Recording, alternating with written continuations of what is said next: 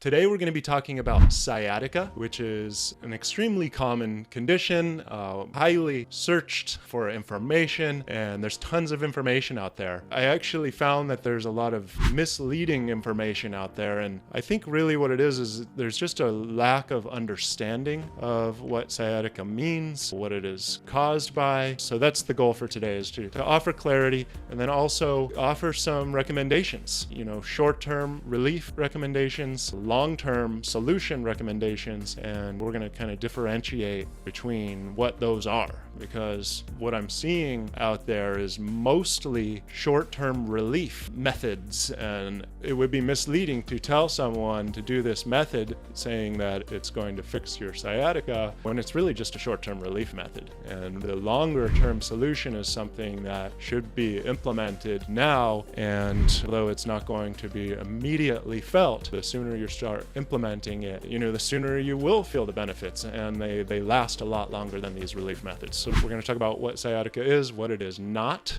I think it's important to know what it is not. We're going to talk about my story and the things that worked for me, and also the things that didn't work for me. I was in the shoes of a person who had sciatica for many years and was searching the medical system for solutions and not having any success, and seeking answers from doctors, physical therapists, chiropractors, anybody I could find. I was trying to ask questions and help myself, and I was stuck in the downward spiral for many years. I had sciatica probably for about 5 to 6 years. And so I will go into detail more about my story. And then we're going to talk about what I mentioned earlier, the difference between relief methods and solutions to sciatica. And that's all going to be dependent on your understanding of what sciatica actually is. So let's begin. What is sciatica? The first thing that I want you to know is that sciatica is an umbrella term. It's not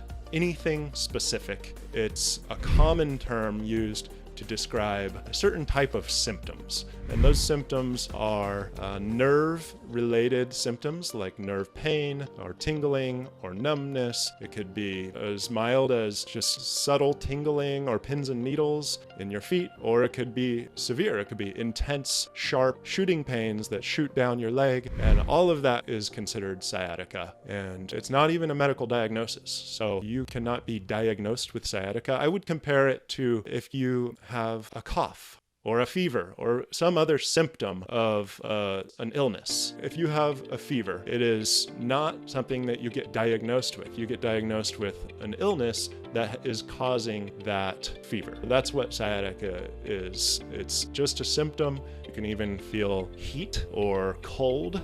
You can feel cramping in your muscles, spasming, and all of that is sciatica. And so if you were to go to a doctor or a medical professional, say you were to come to me in the clinic and say, I have sciatica, the only thing that I would know is that you have nerve irritation, and it's most likely somewhere between your lower back and the tips of your toes. So that's really what sciatica is, the symptoms of nerve irritation. So we can take a look at a picture just to get a better understanding of the anatomy. This is the sciatic nerve here, and it actually doesn't even start until it exits your pelvis. People who have sciatica may think that their sciatic nerve is being pinched or compressed, but most often sciatica, the symptom, comes from nerves up higher. Before the sciatic nerve is actually formed, we would call these nerve roots, and this is where actually the compression or the irritation occurs. And by the time these nerves come together and form the sciatic nerve,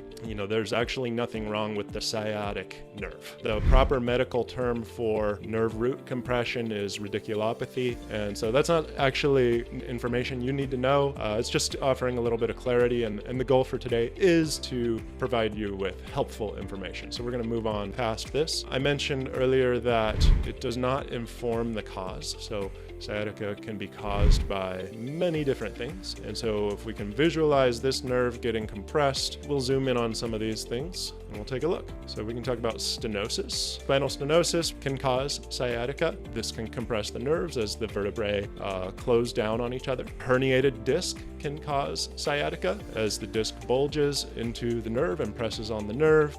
Degenerative disc disease can cause sciatica as the space between the vertebrae gets thinner and the nerves have less space to exit out of the spine. So it's actually kind of similar to stenosis in that there's just less space. It's not really a herniated disc or a bulging disc in that there's actually something pressing on the nerve. It's just that the degenerative disc disease and stenosis, there's just less space for the nerve to exit the spine, and it is getting compressed by the vertebrae. And then another one would be piriformis syndrome, the one thing on this list that is a cause of true sciatica, because the sciatic nerve has already formed together as the nerve roots have come together, as it pierces through, often through the piriformis muscle or sometimes above or below, but this muscle can compress the nerve. So there are other causes of sciatica. It can be spondylolisthesis, even SI joint pain.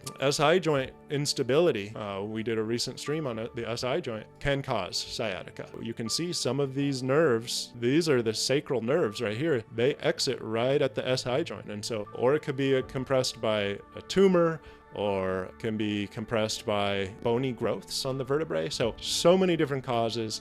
And the reason I'm going over this is because I think it's important for you to know that sciatica is not even close in the chain of events to the cause, because all of these conditions that we just spoke about have their own causes. And so sciatica is just another one further step away from the cause. And so if your goal is to get rid of your sciatica, you should not be treating the sciatica at all, not even close to the sciatica, because we are one step even further removed from the cause of the sciatica, which could be any of these conditions, and each of these conditions are one step removed from the root cause.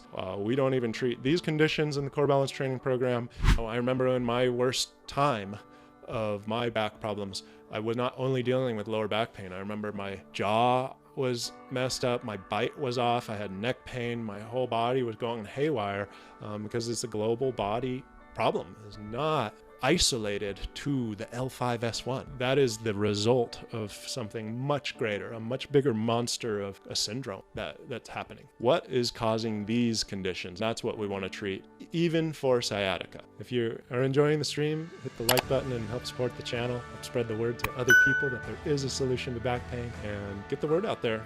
Share this with people that you care about.